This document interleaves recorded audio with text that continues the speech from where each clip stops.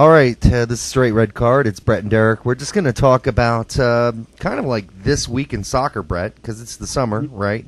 Yeah. There's not, well, if I say there's not a whole lot going on, I'm going to get some crap because, of course, the Women's World Cup is going on.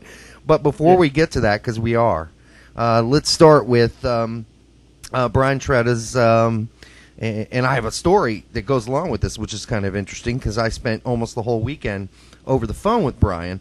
And my mom, which, you know, is all kind of interesting. You're thinking, what's that all about?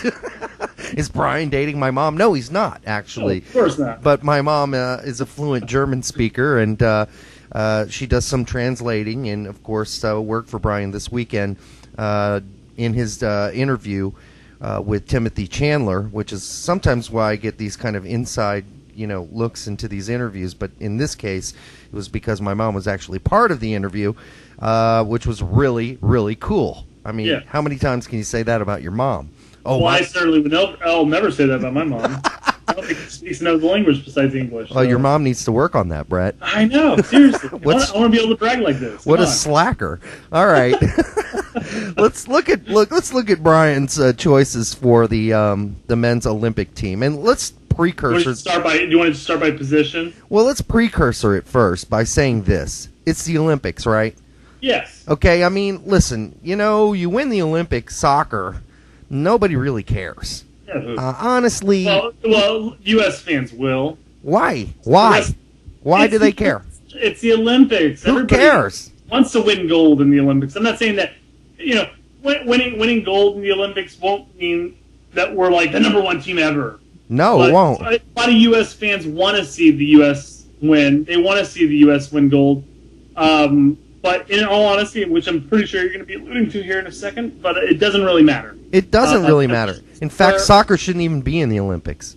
As long as we're prepping for the future, we're bringing in players who are promising prospects and giving them experience that they need. This is a U23 tournament plus some overages, but they are. I mean, this is still vital experience to grow. I agree, but can I say this before you go on?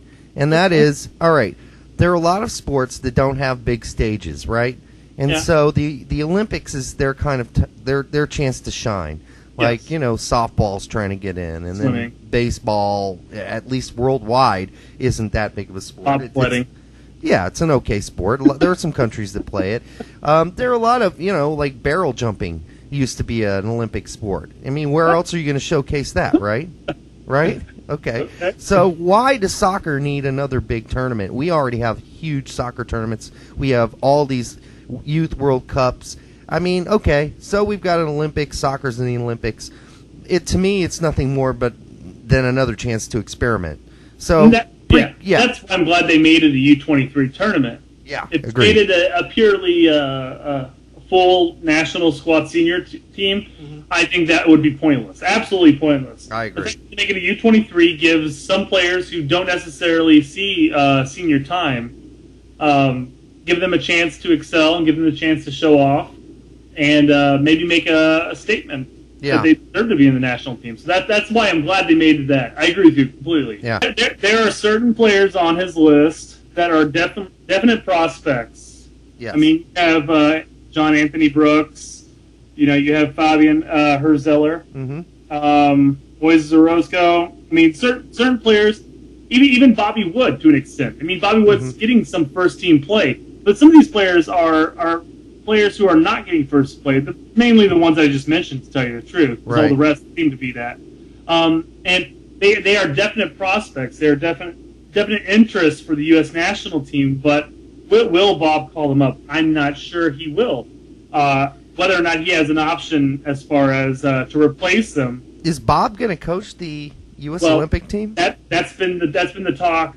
That's been the talk, is that he was going to.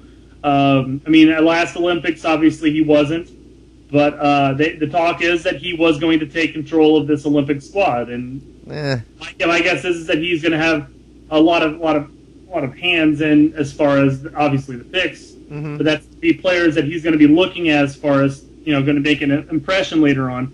With Juan Agudelo, you have Josie Altidore, even like player like Freddie Adu, Josh Gott.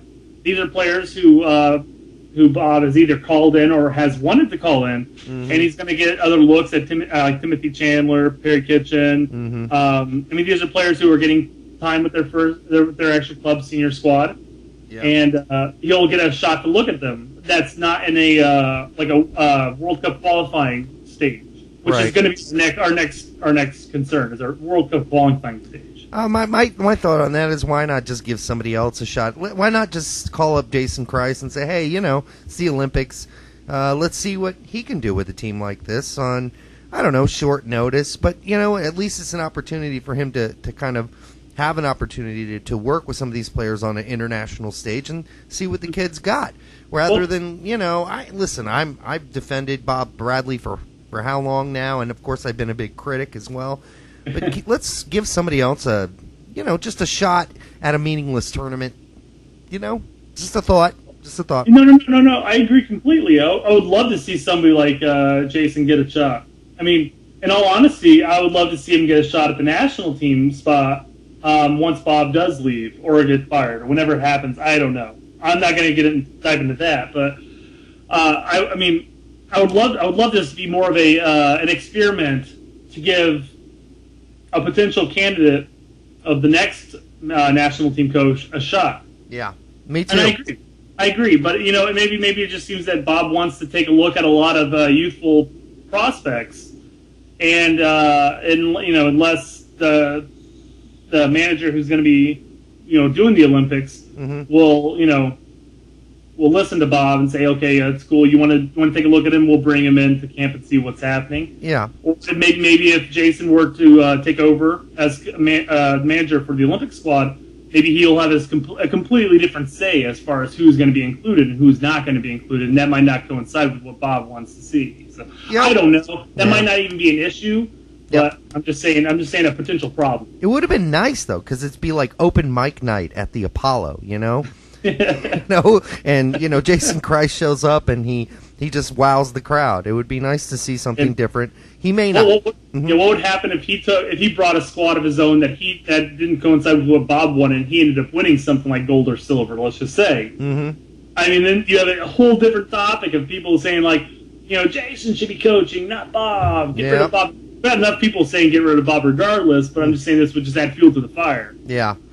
Well, I agree. I probably would, and that's something the USSF doesn't want to put up with. But, all right, since we're about out of time, I'm just going to say I have really no comment about this list. You've got Chandler, Shea, Brooks, Kitchen, Wallace, and Valentine in the back. That all makes sense to me, except Breck Shea's been playing some great offense lately.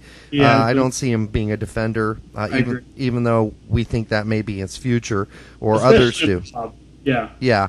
I mean, Breck's been scoring goals. Let's just keep him up front, and instead of Bobby Wood, who I like a lot, but I guess we're just gonna keep track of Bobby and see what he does. Shea's been playing more of a midfielder. He's been playing out wide left. That's right. For FC Dallas, so he wouldn't even be competing with Bobby Wood. He'd be competing with somebody like Fabian or Moises, for an example. I know, but Breck, the way he pinches in. He just doesn't play like a winger. He plays more like a striker. And I just think, just play him where he should be. And it all, of course, depends on the formation, which we're not getting into. No. All right. I don't disagree with his list at all, to tell you the truth. A lot of the players are good prospects. Some are seen first time, some aren't. Yeah. Some are youth time with the U23s or even the reserves to an extent. I don't disagree at all. Even looking at his in the mix, there are a couple players like even Teal Bunbury comes to mind. Even Connor Doyle. Yeah. You can even make an argument for Boss. Gabasa Monday. Yeah. Yeah. Mm-hmm. I mean, these are players who see playing time, and you can make an argument for them. But I don't disagree with this list. Yeah, I don't either. I mean, it's a nice list, and if anybody wants, and if you want to check it out, you just need to go to Yanks Abroad, and Brian's articles are up there. And that was a little plug, Brian. The only thing I wanted to clear up before we left this this discussion is, the thing about the interview this weekend with Timothy Chandler And a couple things that I wanted to say about it. One, Timothy Chandler understanding of English is not real good yet. And I just want to be clear that those statements are translated statements in those interviews, because his English clearly needs a whole lot more work. But what was really interesting and more clear than ever, listening to the emphasis in his voice, and let me say this, Timothy is a very shy person. He's very humble. He's very quiet. So when he does say something very emphatic, you have to listen.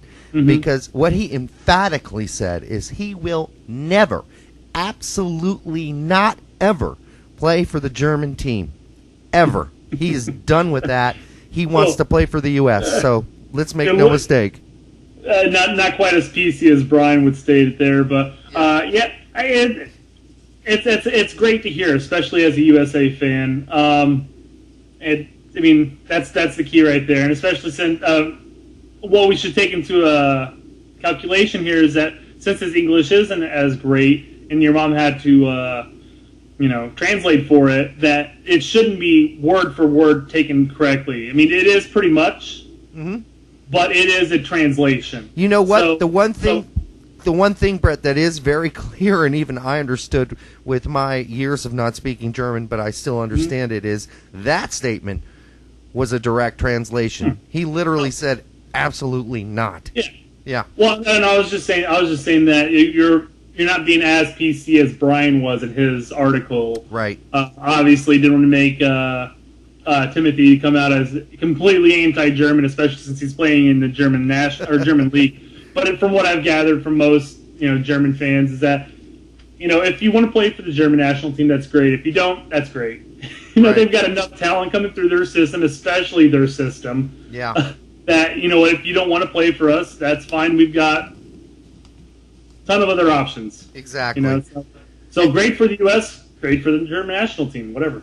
Right, exactly. And in fact, the German team reportedly, or the German National Federation said they had, listened to the rumors and even took a peek, but they even came out with a statement that said Timothy is not interested in playing for the German national team. I think that topic should be closed, shut, 100%. Yeah, it is. It's done. It's a done deal.